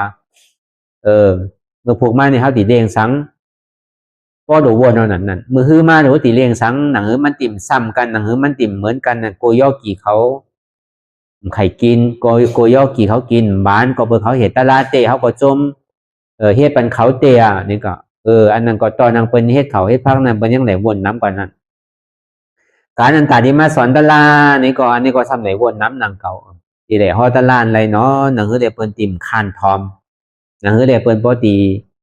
เบิ่มอิ่มลองตะลาเนี่ยพุทธาภาเป็นเจ้าเฮาไหนก็การเฮาหนังตะลาเนี่ยพอมาวนตัวดีๆเนี่ยมันหยาบหังอีเมียวเนี่ยมันโดวนอันเดียวแกเจนจานเดียวแกเพราะมันเจ็บมาดีโตมใจโตเก่าเนี่ยน่ะเจ็บมาดีใจมใจเก่าเจ็บมาดีเจ็บนั่นก็เจ็บในกอมใจเก่าเป็นอนัตตาฮู้ก็ซ้ำๆกว่าซ้ำมาว่ามาดีๆอ่ะพอถึงกำนึงสุดมาเนี่ยเสียจากตะลาสีเปิงในตึงลบไปดีๆรู้หนังเลยเฮาตีกูลืมนั่นน่ะเนาะกูเฮาลืมมันใจว่าเฮาอยู่ได้มีคนหลาดคนสอนเฮาในได้ลาลีล่ามเฮ็ดกว่าลาลีโกนตาบอดงำเปิ้นฮ้องโกนตาบอดกำจางนั่นน่ะเฮ็ดกว่าให้มาก่อนนึงทำกับกำกับกำยาหางมันจางนี่มันเหมือนยู่ไว้นี่ก็บ่หางมีเหมือนเฮาฮู้นั่นน่ะพวกก็จำขนมันเนี่ยขนมันซ้ำน้ำเนาะจางนี่ขนมันน้ำนี่มันก็ล่ามวากว่านั้นน่ะพวกกำด้วยดีหูมันสมว่าจางนี่เหมือนเวียนี่น่ะพวกกำด้วยดีงงมันสมจางนี่มันเหมือนงูตัวยาวๆไว้พวกกำยางงามันสมว่ามันเหมือนอ้อยไว้นี่ว่าจางนี่มันเป็นสิ่งนั้นนั่นน่ะมันเหมือนคนตาบอดแดงงมจางนั่นน่ะเพิ่นห้อง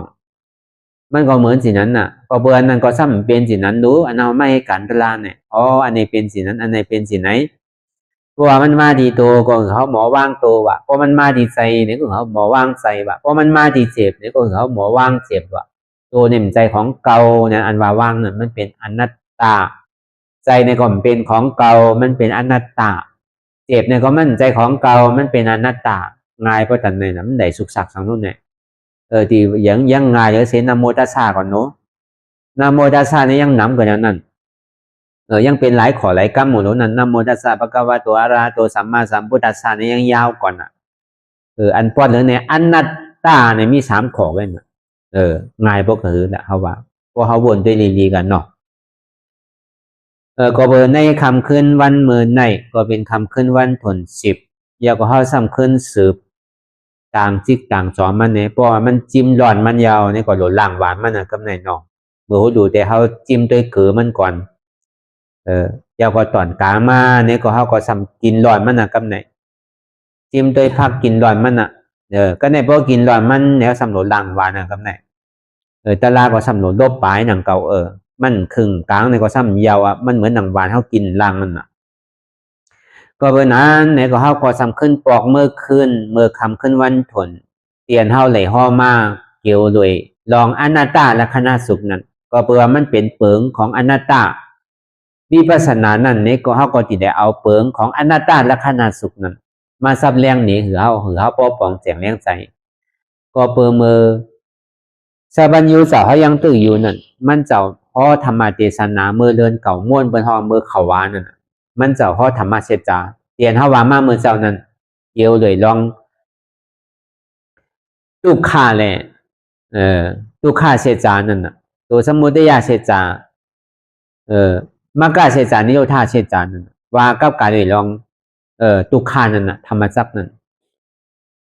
เพราะว่ามันเจ้าเลยฮอธรรมจักไปยาวนี่ก็ผีเขาสางเขาปนทองว่าพรมเขาเทวบุตรเทวลาเขานี่ก็ไหลตะลาก่อตั้งนั้นเจ้าก็รัญญานั่นก็ตกเป็นซอดาปานกว่าก็ในพอถึงมาเมื่อเรือนเก่าลอง1คำนั้นมันเจ้าจังดีเอาอนัตตาลักษณะสุขนั่นมาห่อเทศนาปัญจวัคคีย์หาเจ้าเพราะว่ามันเป็นตาราปรมัตถ์นั่นน่ะมันเป็นธรรมของปรมัตถ์เพราะว่าเจ้าปัญจวัคคีย์ได้ถอมยินยาวก่อนเป็นเจ้าก็รัญญานั่นก็ตกเป็นญาณตากว่าก็เพื่อมันป่องเสียงเลี้ยงใจในรูปขันธอนัตตาก็ในถึงตีเจ้าว่าปานั้นก็สำตกเป็นซอดาปานกว่าก็ถึงเมื่อเรือนเก่าลอง2คำมานี่ก็พระพุทธเจ้าเฮานี่ก็สำขึ้นสืบห่ออนัตตาลักษณะสุขกว่าก็ในเจ้าว่าปานั้นตกเป็นพระอรหันต์กว่าในเจ้าปฏิญาณนั้นสำตกเป็นซอดาปานกว่าก็ในพอถึงมาเมื่อเรือนเก่าลอง3คำเจ้าปฏิญาณนั้นตกเป็นญาณต่างกว่าเจ้ามหานามนั้นตกเป็นซอดาปานกว่าก็ในพอถึงมาเมื่อเรือนเก่าลอง4คำนั้นเจ้ามหานามนั้นตกเป็นญาณต่างกว่าเจ้าอาซาจีนั้นตกเป็นซอดาปานกว่าก็ในพอถึงมาคำคืนวันสุดท้ายเหมือนหนังเฮามาเหตุการณ์ตะลากันมือเลี้ยวเนี่ยเป็นคำคืนเมื่อนั้นเป็นคำคืนเมื่อเรือนเก่าลองหาคำเหมือนหนังเฮามาเหตุการณ์ตะลาเนี่ยก็มันเป็นคำคืนวันเดือนสุดเป็นคำคืนวันถน10ที่เฮาที่ไหลเป็นคำคืนวันกำเนิดสุดเฮาไหนพระพุทธเจ้าเฮาเนี่ยก็สำคัญเอาอนัตตาลักษณะสุขมาห่อบันทังมาเทศนาบันทังก็เพื่อมันยังงานถึงเจ้าอัสสจีนั่นน่ะก็เพื่อเจ้ากรัญญาเจ้าวัปปะเจ้าพัทธิยาเจ้ามหานามเขาเนี่ยมันเป็นญาณตามหมดแล้วรู้การเป็นยาวน่ะกล้วยการยาวตัวในเป็นเจ้าอัสสจีก็เนี่ยมันเจ้าก็สำคัญมาเอาลองอัตตาและอนัตตาเนี่ยมันแตกกันขังมันเฮาคอมาผูกคำนึง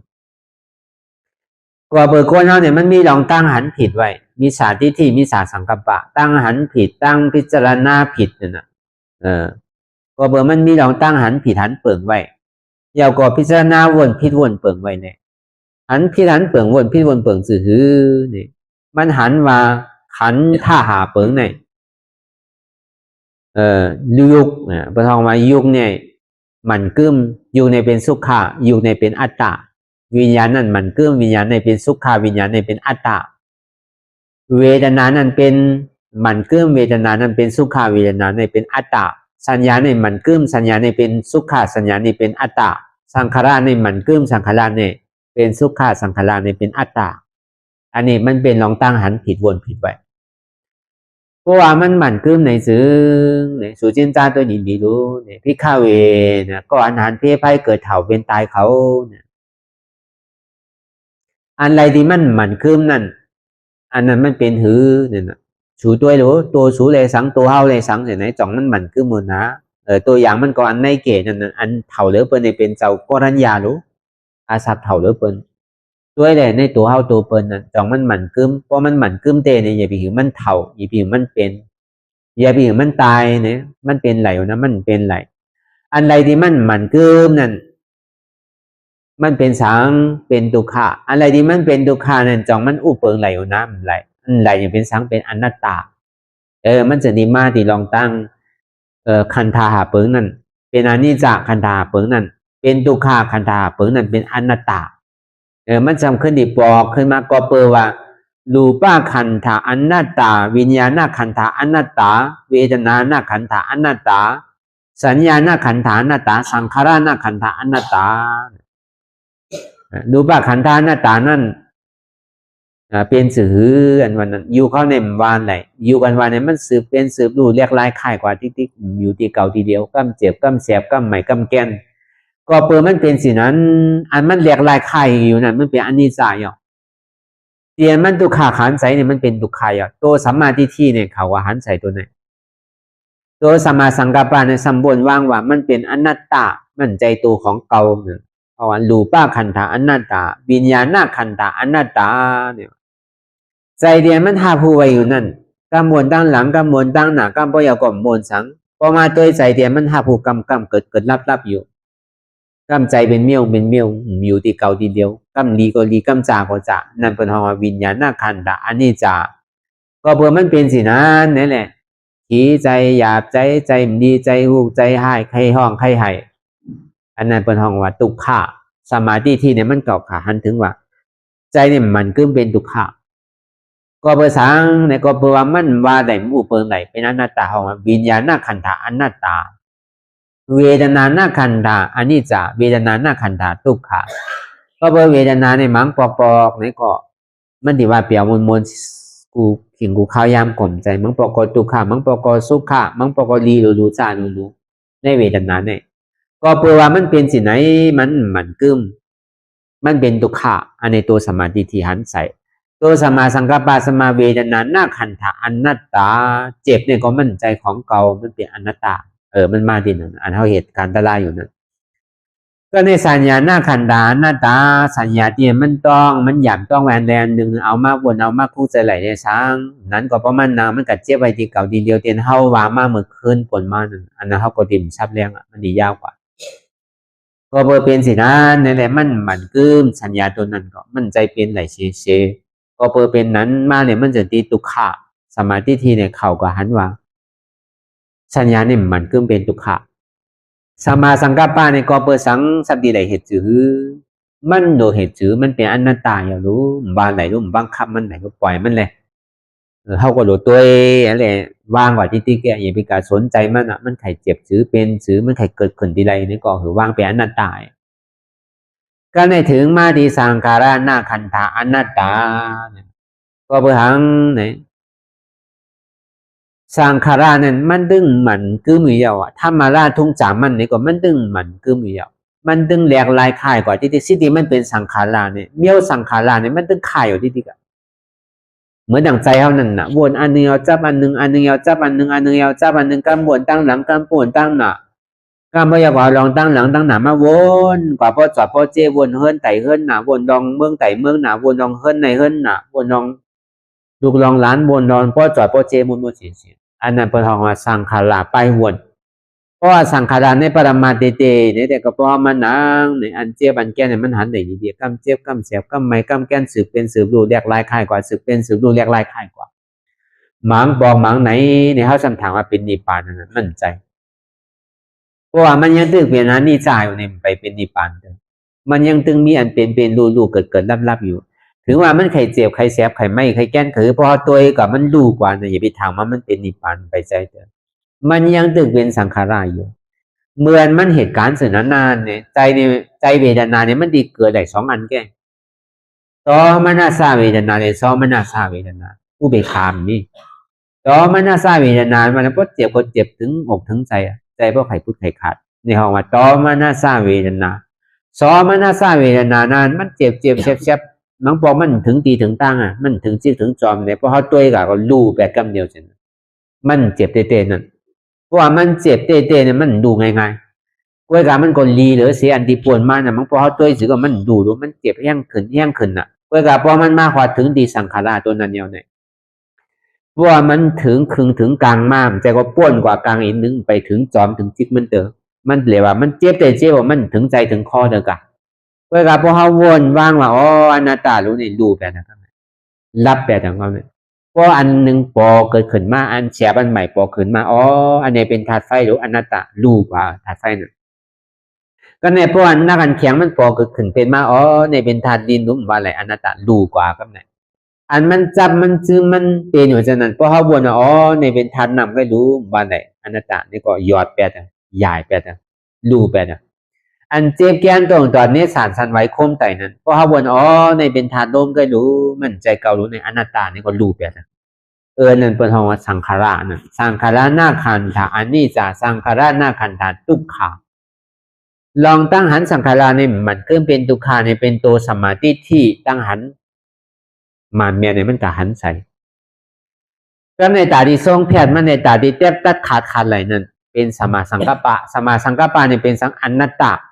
อันเมื่อหันอยู่พ้องย่ามือเหลียวในสังขารตัวไหนก็มันคือเป็นอนัตตามันใจของมือเตะมันใจเป็นนิพพานเตออย่าไปทางว่ามันหอดถึงนิพพานไปมีเตอสำโนโวต่อถึงมันโพสุดกว่าอันมันเกิดรับมันก็เหตุการณ์ขึ้นต่อที่อันมันเกิดรับมันหายกว่าอย่างอัตตาเนี่ยมันดีรวมเป็นอันหนึ่งอันเดียวมันมีหลายอันเกิดรับเนี่ยมันยังมีหลายอันอยู่เวลาพอมันเป็นอนุโลมมาอย่างยาวนี่เป็นคำว่าคันธานี่มันจู่ใจเนี่ยมันดีมีอันหนึ่งอันเดียวกันเพราะมือใจอันมีอันหนึ่งอันเดียวเนี่ยเขาโดดตัดไหลกับเดียวเพราะอนุโลมมาอย่างเกิดเดียวนี่ก็คือเขาตัดไหลวางเป็นหน้าต่างเลยนี่ก็คันธาตั้งเสียงเนี่ยมันก็ขาดแปดในสังขารหน้าคันธานะมันดีเป็นเสียงนั้นพอมาว่าถึงสังขารหน้าคันธาอนัตตานี่ก็เจ้าอาซาจีอันเป็นเจ้าปัญจวัคคีย์หาเจ้าอันก็สุดท้ายเป็นนั่นก็ต้องเป็นยาหานตากว่าขึ้นกำเลียวกัน3 หมาก 3 โผก็เปิดตึงเป็นโสดาวันไว้เอาดูเพราะฉะนั้นพอมาถึงทอมทำดาราคำขึ้นสุดท้ายเอาในอนัตตลักษณะสุดนั้นนี่ก็เจ้าอาชาจีนั้นนี่ก็โตเป็นยาหานต่างกว่าขึ้นสัตตกามีมากสัตตกามีโผอนาคามีมากอนาคามีโผอาราธามากอาราธาโผก็โตเป็นพระอรหันต์กว่ากันเดียวก็เป็นสิ่งนั้นมาเยาวถึงที่มาสรุปทั้งหมดทั้งสิ้นว่าสัพเพสังขาราอนิจจาสัพเพสังขาราทุกขาสัพเพสังขาราอนัตตาสังขาราทั้งหมดทั้งสิ้นในมันกึมก็เพราะว่ามันกึมนั่นแหละสังขาราในเป็นทุกขาก็เพราะว่าทุกขานี่มันอุปเปิงพองำจังจี้สังมันไหลนั่นเลยว่าสังขาราในเป็นอนัตตามันมายาวดีนั่นน่ะพอถึงวันนั้นมาก็ว่าโพธิสัตว์เขาก็พ่อยว่าอนัตตลักษณะสุขนั้นพอทัดกันหาวันเดียวก็ปัญจวัคคีย์หาเจ้านั้นก็โตเป็นพระอรหันต์กว่าทั้ง4เอาน่ะก็เบอร์ในอยู่วิญญาณเวทนาสัญญาสังขารเนี่ยในเฮือนหาหลังในอันเฮาทุกขาเนี่ยพอเฮาปล่อยผ่าวางไหลนี่ก็เฮาก็ดีฮอดในเฮือนหาหลังเนี่ยเพราะว่าจุนรูปไหลเป็นรูปาวะจุนนามไหลเป็นอรูปาวะจุนคันธาไหลเป็นอริยาวะปองอันเฮาลาดมาดังเสียงเนี่ยก็เพื่อเฮาไข่คือคันธานี่มันจุเหมือนเฮามาตัวตีตัวเฮาเนี่ยมันใจตัวเฮาอันว่านั้นอันที่ไล่เฮ็ดวิปัสสนาเนี่ยพอมันใจตัวเฮาสำทางว่ามันมีดีขามีดีแอลเฮาสมมุติตัวดิน่ะให้มันหายติน่ะอันนั้นมันเป็นอยู่กันน่ะมันย่ำไปสู่วิญญาณในเวทนาอยู่ที่นั่นมันตึงเป็นอยู่กันเดียวกันพอเห็นจับลายมันเนี่ยก็มันติกายาดูแปรมันลายแค่ก็ในพ่อเห็นจับลายมันทางอันคือว่าตัวดีใจสำทางว่าเป็นดีมาโหใจเนี่ยอันมันเปลี่ยนตึกเนี่ยอันนี้ก็ไปใจตัวนั้นใจเนี่ยมันเป็นอันหูก็มันใจดีมาโหใจเนี่ยก็ในพ่อก็อยากตัวก็เปิดใจเนี่ยเห็นก็เป็นทุกขะป้อมมีใจก็กล่อมทุกขะขอให้สิ่งนั้นแต่มันติกเป็นอาดูแปรมันได้เป็นเพราะว่ารับดูไปเป็นดูป่ารับ นามไหลเป็นอรูปานะรับคันธาไหลเป็นอริยานะเป้าหมายของเฮานั้นโดนรับคันธาไหลก็วันนั้นไล่เฮาเฮ็ดสร้างตื้อกรรมเหมือนนั้นเพราะเฮาตัวดีโต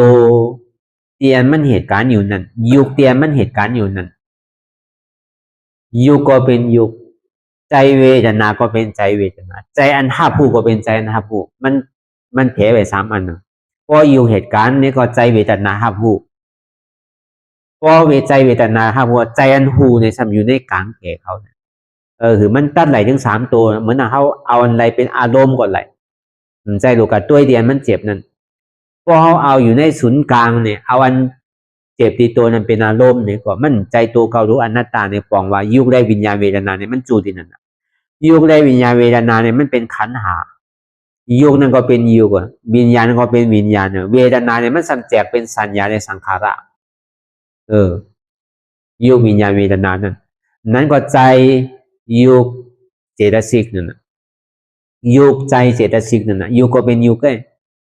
ใจนั่นก็เป็นใจเป็นวิญญาณขันธายุคนั่นก็เป็นยุคขันธาเวลาเจตสิกนั้นเป็นเวทนาสัญญาสังขารเอาอะไรก็ไหลเพราะมันมาดีโตนี่ก็ห้าว่างดีโตเวลาว่างดีโตเลยใจเลยเวทนาเนี่ยมันถือว่าจูดที่นั่นก็ในพอว่างดีใจเนี่ยก็เปิดปึงอีกเหนือเสียตัวมันถึงที่หูมาดีใจนั่นก็เปิดหูมาดีใจเนี่ยมันถึงที่กาหาผู้ว่างที่อันหูถังกำหนึ่งก็กาอันลาดก่อนเนี่ยมันเป็นอันหยาบอันสุกสักเนาะก็กาเขาอย่าไปวนว่าอยู่กันว่าเนี่ยมันมีดีขาเนี่ยเขาโดดตัวมันหายก่อนก็มันไหลตะล่ามใจอย่างนั้นมันเป็นเวทนาลู่ลายๆแค่มันเป็นการของมันแค่นั้นอย่าไปกัดตัวทีนั้นเขาโดดเอาปอกขึ้นมาตัวเตียนมันอยู่ในศูนย์กลางนะมันเหมือนหนังก้นหอกก้านั่นน่ะยุคนั้นมันเป็นก้าเวทนาเนี่ยมันเป็นน้ำมันก้นหอมันน่ะมันเป็นวิญญาณน่ะเหมือนก้นหอกก้าเขาอย่าไปกับไม้ใจก้าอย่าไปกับไม้ใจน้ำมันเขาโดดเป็นก้นหอยเลยอ่อนมันเมื่อไงมันมาดีไรก็เปิงหลงมันเนี่ยเขาโดดเป็นก้นหอเป็นสิ่งนั้นแค่อธิเปมันนั่นจงอายุวิญญาณเวทนาน่ะเป็นอนัตตาเพราะมันมาดีเจ็บเนี่ยก็เปิดเจ็บเนี่ยมันปึงยิงเหลือเสียยุคแรงน้ำมันจะดีเจ็บเนาะเพราะหัวหันสิ่งนั้นยาวนี่ก็ห้าว่างดีเจ็บอะไรเพราะมันมาจูกำน้ำเนี่ยมันติมาจูดีเจ็บนั่นน่ะ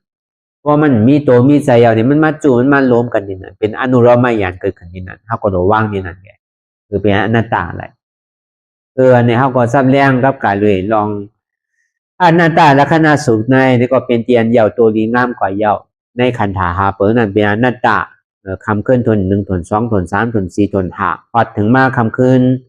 วันกำเนิดสุดในนี่ก็เป็นเตียนยาวตัวกว่าในอนัตตาลักษณะสุขเตียนเจ้ายาห้านตาเขาหาเจ้านั้นเป็นพระอรหันต์กว่าสิ่งถึงดีกำเนิดสุดมาในเจ้ามหานามในก็โตเป็นยาห้านตาก่อนในคำขึ้นวันสุดท้ายก็เวิร์ดทอมเอาอนัตตาลักษณะสุขอันที่เขากันอยู่กูวันเนี่ยอันเขาวันใน3 ปอก 4 ปอกอันเขาแหลมมาเปิดปังตะลาเลยมาเปิดกรรมฐานเปิดห้องว่าเกิงของอนัตตาวิปัสสนาเนี่ยมันใจเป็นเกิงของบุญเจ้าใจเป็นเกิงของเจ้าไหลป้าไหลมันเป็นเกิงของพระพุทธเจ้าเฮาเป็นขอสั่งคำสอนของพุทธเจ้าเฮากำเลียวใจว่าเอาออกแจกเพมาดีเกิงในเกิงนามใจมันเป็นเปิงของพระพุทธเจ้ากำเลียวพอดีว่าซื่อๆมันก็เบอร์พุทธเจ้าในเป็นอนัตตาวาตามันเป็นสิ่งนั้นมันนึกไห้ก่อนซื่อๆมันโลโก้โลเสขิงเสข้าวเสยามสัง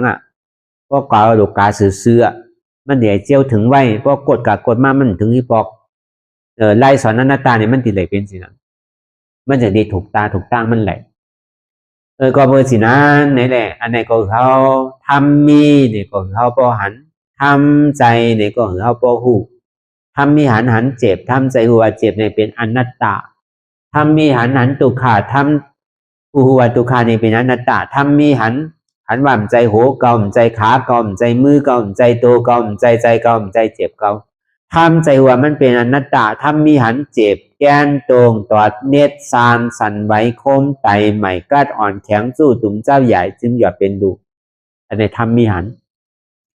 ทำใจหวนเจ็บแก้นตรงตอดเนียซานสันไหวโค้นไตใหม่กระดอนแข็งสู้ถุมจับใหญ่จึงหยอดเป็นดูในเป็นอนัตตาในก็คือเขาวนเจนจายาว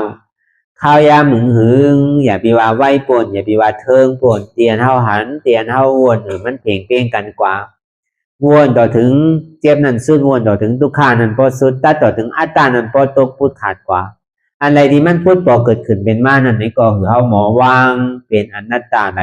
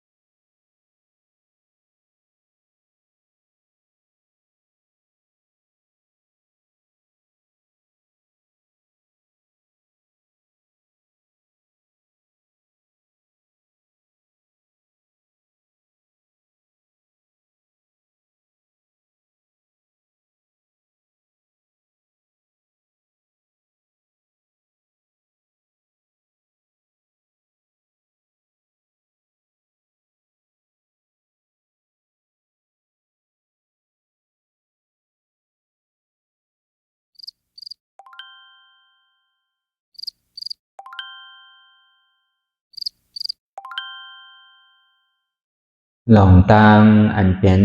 อยู่ทุกสื่อทุกอย่างอย่าคลองคำไปที่ใส่หูพอถอน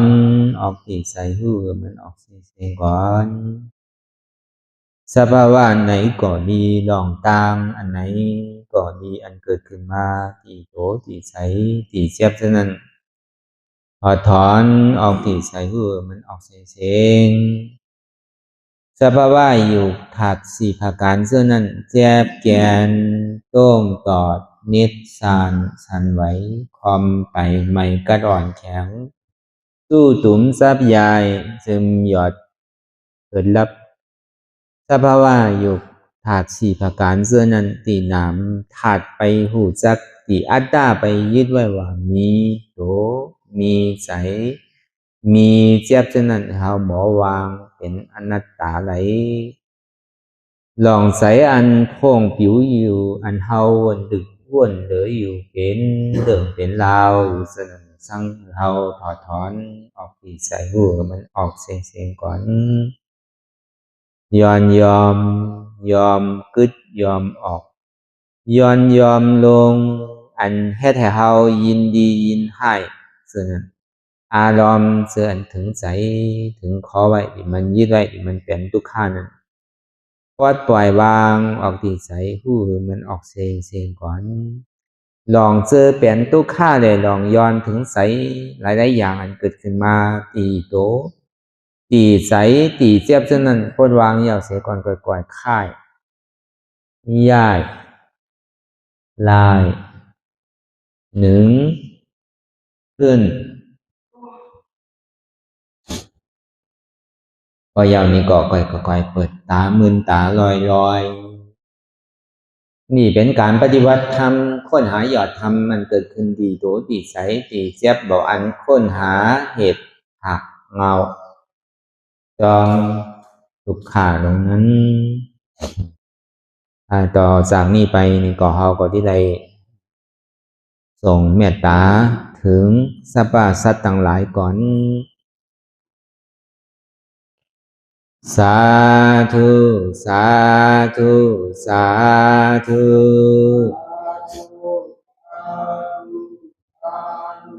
ผู้ฆ่าต่างหลายขอเชิญเอาอย่างเทศนาวุญ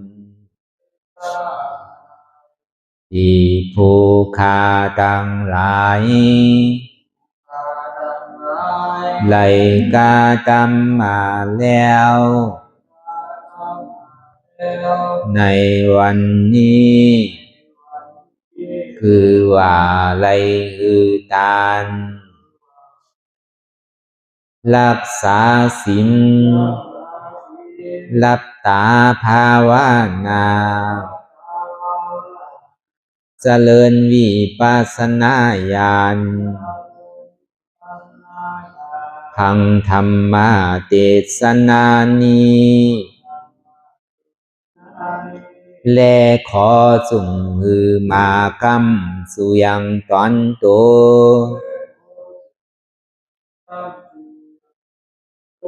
แห่งผู้ฆ่าตั้งหลายมนคือไล่ลาบความสุขและความเจริญงอกงามและขอหือเจียวดอดเวียงแก้วยอดอมาตามหาเนรปานในอนาคตกาลาอันจักมาวันปลายนานั้นแก่ผู้ฆ่าทั้งหลายมนทุกตอนทุกอ่องทุกผู้ทุกคนและเตือแทงผ้ากันหนึ่งผู้ฆ่าทั้งหลายมน ขออุทิศนาบุญทั้งหลายมวลผุงนี้ไปแผ่พายถึงเทวาวุตเทวาดาพญาอินทร์พญาพรหมพญายมมาราชพุทธนักน้ำไอโสนนางธรณีและสรรพสัตว์ทั้งหลายและหมู่ชยาข้าคุณทั้งหลายมวลอันไหลอานิสากรรมไปสู่ปลาโลกปลายนานั้นขอส่งโซนกันมาสาธุอนุโมทนาจอมจุนยินดีแล้วคือไรโซนกันป้อนจากทุกข์ถึงสุขทุกโตสัตว์เลเตอสาธุสาธุสาธุอิตังมิปุญญังอาสวะคายังนิปานังวะหังโหนตุมาปุญญาภากังสเปสัตตานังสมาลาพันตุอิตังมิปุญญังอันเราขาไหลมาถือกรรมปฏิบัติวิปัสสนาภาวนาอาหันยอดธรรมอานาตานีอาสวะคายังเป็นนันผาทรัพย์ตัดเปียดอาสวะสี่ภาการเสียแล้วเนี่ยนิพพานังติพานิพพานันผลตุคือไรถึงเสกรรมขามาปุญญังภากังขอนดีอันคาได้มานังวิปัสสนาภาวนาส่องยืนปันสัพเพสัตตานังแต่เอาป่อแม่พี่น้องญาติกาผู้ว่าอุปาสัยอาจารย์ครูสลาสั่งสอนมิตรเสี่ยวสหายและสรรพสัตว์ทั้งหลายมวลสมาลาพันตุคือไลลาบานีสองผ่อนบุญกับลอยผู้คาทั้งหลายมวลเสกรรมลอยเติมสาธุสาธุสาธุอิมังดานากัมมังนิปานาปัสสายโยนตุโนนิสังอิมังศีลากัมมังนิปานาปัสสายโยนตุโนนิสังอิมังภาวันนากัมมังนิปานาปัสสายโยนตุโนนิสัง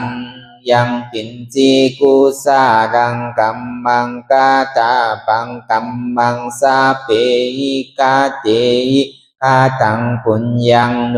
อานุโมดันตุสุนันตุพุนตุเยเจวะอัสสามิงทาเนอาทิกัตตาติขายุกาสัตตาหนตุสัพพะสัตตานังสุขิยาตานังปานิหารันตุมาตาปิตาสุขิตาหนตุทุกขาปามุสันตุสัพเพยาติกาสุขิตาหนตุทุกขาปะสันตุสัพเพอายาติกาสุขิตาหนตุทุกขาปะมุนสันตุสัพเพปิสาสัพเพยัคฆาสัพเพเปตาสุขิตาหนตุทุกขาปะมุนสันตุสัพเพนัคขตาสุขิตาหนตุทุกขาปะมุนสันตุสัพเพเทวาสุขิตาหนตุทุกขาปะมุนสันตุสัพเพอาจาริยุอุปัชฌายาสุขิตาหนตุทุกขาปะมุนสันตุสัพพะสัมปาทินังสามิสันตุวันตามิพุทธังสัพพังเมโตสังฆามาทาเมพันเตวันตามิธัมมังสัพพะเมโตสังฆามาทาเมพันเตวันตามิสังฆังสัพพังเมโตสังฆามาทาเมพันเตวันตามิอุปัสสะอาจาริเยสัพพังเมโตสังฆามาทาเมพันเตวันตามิกัมมาฐานังสัพพังเมโตสังฆามาทาเมพันเตวันตามิอาลาเมพัทธาสีมายังสัพพังเมโตสังฆามาทาเมพันเตวันตามิเจติยังสัพพังสัพพะทาเนสุปฏิทิตาสาริลาธาตุมหาโพธิงพุทธาลูปังสักกาลังสัตตานากาโลเกเทวาโลเกพรหมาโลเกสุมพุติเปลังกาติเปสาริลาธาตุโยเอสาธาตุโยอาลาหันตาธาตุโยเสติยังกันธากุติสตุราเสติสาเสธัมมาคันเทสะเปสังปาตาเสติยังอังวันตามิสัพพะโสสาธุสาธุสา